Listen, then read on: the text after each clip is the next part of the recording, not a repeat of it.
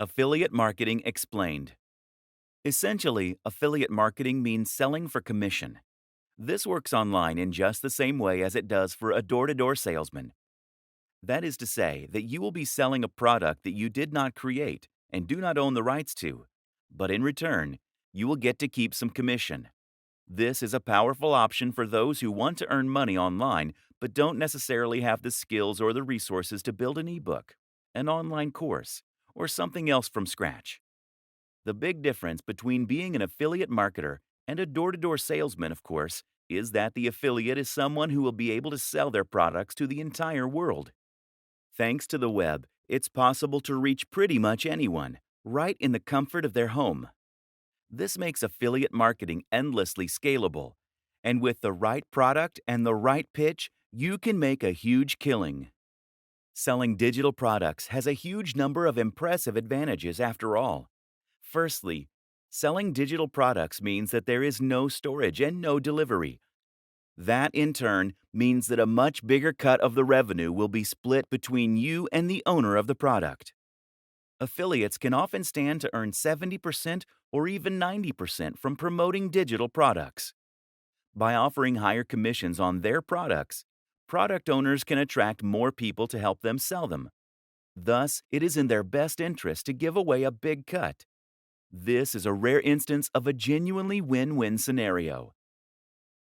Advantages of becoming an affiliate marketer. Affiliate marketing removes many of the challenges and obstacles that you face when trying to sell something online. Some of these are obvious, others are not.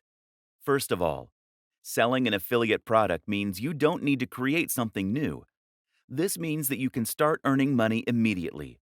As soon as you're accepted as an affiliate, you can start making cash. What's even more beneficial about selling affiliate products is that it allows you to sell products that have been proven.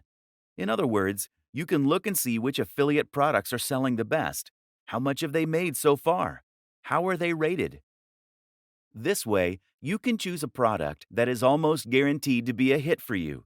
You at least know that it has the potential to be a hit for you.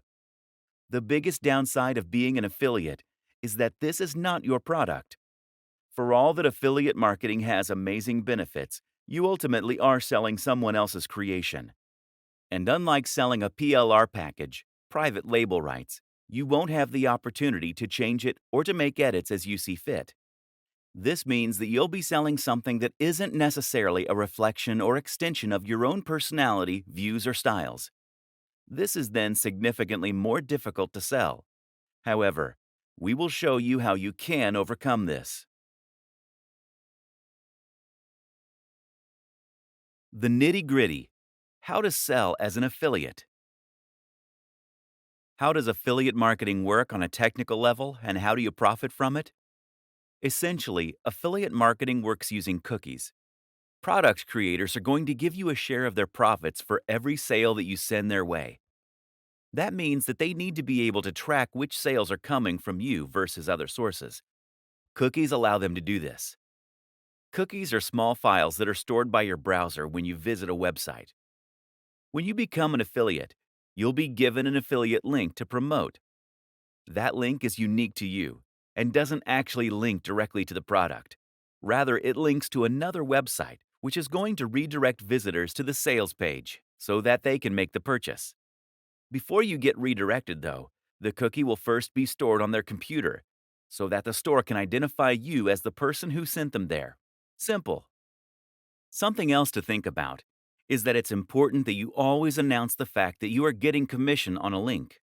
You can actually get into trouble if you promote an affiliate link without declaring that you are earning commission from those sales. There are actually a few ways you can disguise your affiliate URL, which makes it more secure, which I do recommend you do. These are explained in the main guide. Where to get affiliate links. The best way to begin with affiliate marketing is to look for affiliate networks. These are sites that make it easy to find affiliate products by advertising them in a single place. These networks sell primarily digital products, which is what we're going to be looking at to begin with. The popular options include JVZoo, ClickBank, Warrior Plus, Commission Junction, CJ. There are many others, though, and you can also find affiliate deals other ways. By contacting your favorite sellers and asking them if they'd consider offering an affiliate deal. By Googling affiliate programs and seeing what comes up. By looking on marketing forums like Warrior Forum. Either way, the real magic comes down to selecting the right products from these platforms, and that in turn often means, first of all, choosing the right niche. Questions to consider when trying to find an affiliate product are the cost of the product, the commission you'll earn per sale, the value, important, what's included, who is it for, does it work with your audience? Creating a website to sell from. Now you have a product and the link. It's time to set about selling it. To do this, you're going to need a website and a sales page. Thankfully, it's easier than ever to build both these things. To build a website, by far the best strategy is to use the extremely powerful and popular tool WordPress. WordPress is a CMS, meaning a content management system. It's also essentially a template that allows you to create a website with minimal code, and then to import ready-made themes and plugins to extend its capabilities and customize its look. WordPress is used by a quarter of all websites on the net, and it powers some of the very biggest brands out there. This is important because it means you know that the tool is capable of creating a highly successful website. Google knows and likes WordPress, and there's a huge amount of support out there if you need help changing settings or fixing the look. What's more is that WordPress is completely free and completely open source. It's different from a website builder in this sense, because it isn't going to tie you to a lengthy contract that forces you to keep paying monthly, nor will you be forced to display ads. Moreover, there is no limit to what you can build with WordPress, as you always have the option of editing the code itself or hiring someone to do it for you. The best part of all this is that WordPress is extremely quick and easy to use. You'll find instructions on how to set it up and make the basic changes you need all over the net, especially on YouTube. Finding hosting. Before you do that, though, you'll also need a hosting account. A hosting account means that you are paying a company to store your files on their server, which is going to in turn remain connected to the web. What that then means is that when someone types your URL into their browser, your website will come up. There are lots of factors to consider when choosing hosting. Price, amount of storage, bandwidth, the amount of data that you can transfer, backup, features. Usually you won't need to spend more than $8 to $20 per month, although a lot of hosting companies require you to pay the full amount up front. Some great options for hosting accounts include Bluehost, DreamHost, HostGator, SiteGround. Choose one of these, then create an account and choose a URL, your web address. The URL should be something unique, easy to remember, but also related to the niche that you plan on selling in. Once you've done this, you should be able to access a control panel. These will often now include a one-click install for WordPress. And once you've followed those steps, you'll be able to log into your account and start uploading content, changing the look and feel of your site. It's really that easy. Your sales page. A sales page is essentially a single web page that has the job of promoting and selling your product. That means that you won't feature anything else at all on this page. No other products, no adverts, and not even any links to your homepage, etc.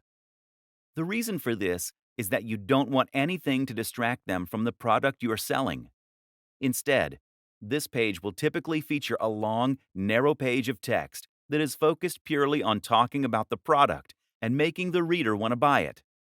As the reader scrolls down, they will begin to feel more and more invested in the product, having spent more time there, and they will grow more interested in what you're selling. You will then lace the page with Buy Now buttons, which will take them to the affiliate checkout.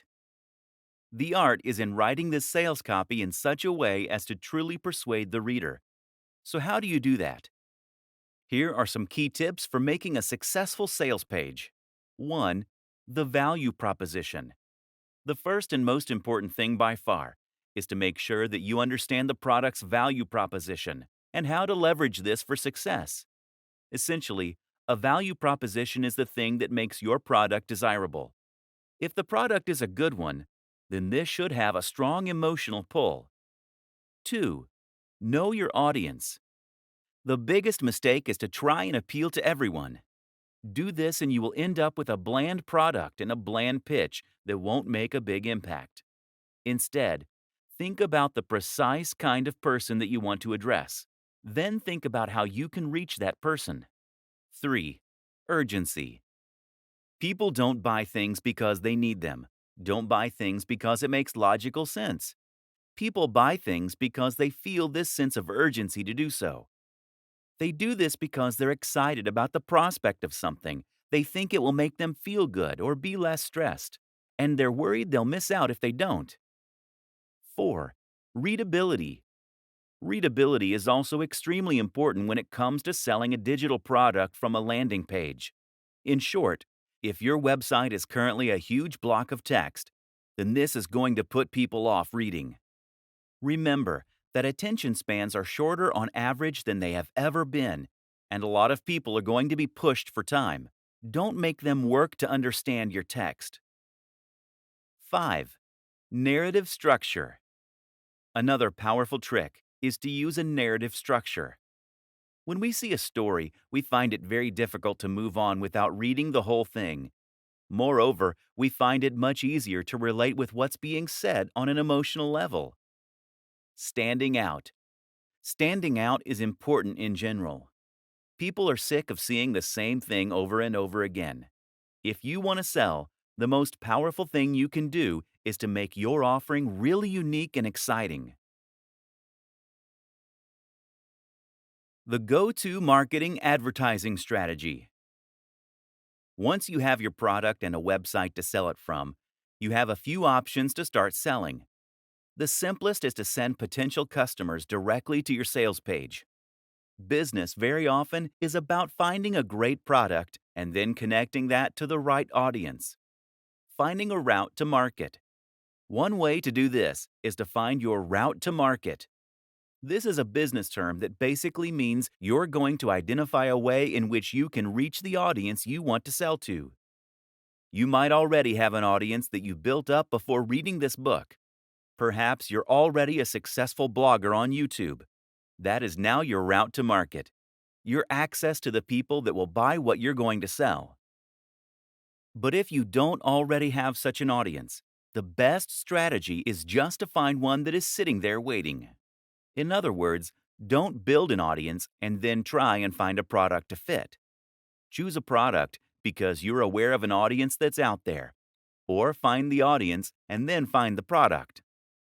A route to market could be any of the following things: a Facebook page, a forum or online community, a subreddit, a magazine, a real-world club or class. Promoting via social media. Some fantastic routes to market that exist on social media and social sharing sites that are completely free to use are Facebook pages, Google Plus communities, subreddits. If you have tried social media to sell before and it hasn't worked, you are probably doing it wrong. If you want to share products on a forum, for example, then it's key that you first build up the trust and authority there. Post regularly, answer questions, help people out, and generally make yourself popular there before you try and sell. If you sign up and then immediately try to sell, then you'll be banned, or at least your post will be ignored. You need to post things that are interesting, engaging, and emotionally engaging.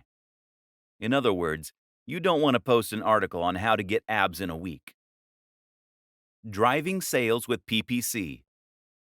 The other way to get direct sales is to set up a PPC campaign that will drive potential buyers directly to your website. The great thing about this method is that it will allow you to earn money entirely passively and with the absolute minimum setup. The downside, of course, is that it does involve a little investment. PPC ads are pay-per-click. That means that you're going to pay for the advertising only when the ad gets clicked. The two biggest PPC platforms are Facebook ads, Google AdWords. As long as the amount you pay per click is lower than this, then you can almost guarantee that you will make a profit from your PPC campaign. This is the simple equation to an almost guaranteed marketing campaign. Finding the perfect niche. In internet marketing blogging parlance, a niche is essentially a subject matter. This is the topic that you will be writing about, and in turn, the industry that you'll be promoting. In the vast majority of cases, affiliate marketing will involve creating content in some form or other. This means you're going to need to write about this topic and find a large audience of people who are interested in reading about it. But at the same time, this will also define the type of product you're selling. If you write about fitness, then you'll need to sell fitness-related products. If you write about music, then you'll need to sell something to do with music, etc. Depending on your niche, you may find that products and services tend to gravitate more toward the high end or the low end. Choosing the right niche is very important when trying to become a successful affiliate. The Goldilocks niche. Some niches are too big. Some are too small. Others are just right. That third category, of course, is the type of niche that you want to find, and the kind that will help you get the very best results. An example of a niche that is too big would be something like bodybuilding. Meanwhile, a niche like bird sewing patterns is just too small. So that Goldilocks niche is somewhere in between. For example, instead of writing about bodybuilding, you could write about bodybuilding for students. This is still a big niche, but it's also a little more specific than bodybuilding generally, and you'll face a lot less competition. More considerations when choosing your niche. When choosing your niche, another thing to consider is the value proposition and the emotional hook. That is to say, that the very best niches for an affiliate marketer are the ones that promise something that the reader really wants. Bodybuilding is a great niche in this regard because it promises to help people get into shape. This is something that many of us will have a strong emotional reaction to. We all want to be stronger, fitter, and more defined. And we believe that we'll be more attractive, more confident, and happier as a result. Buying an ebook on fitness seems like a great first step to becoming hot and sexy, and thus we're very happy to spend $30, $50, or $100. Now compare this to the cat niche. The thing is, no matter how much someone loves cats, a cat jumper isn't going to change their life. That means you can't charge much more than $5 or $10 for it. This means you need a much higher turnover in order to make the same amount of profit. The single most important factor: your involvement with said niche. If you don't know anything about fitness, then you should not create a blog about fitness. If you have no particular interest in knitting, then stay away from that niche. The only caveat is this rule: if you are working with a writer or advisor who does love the subject,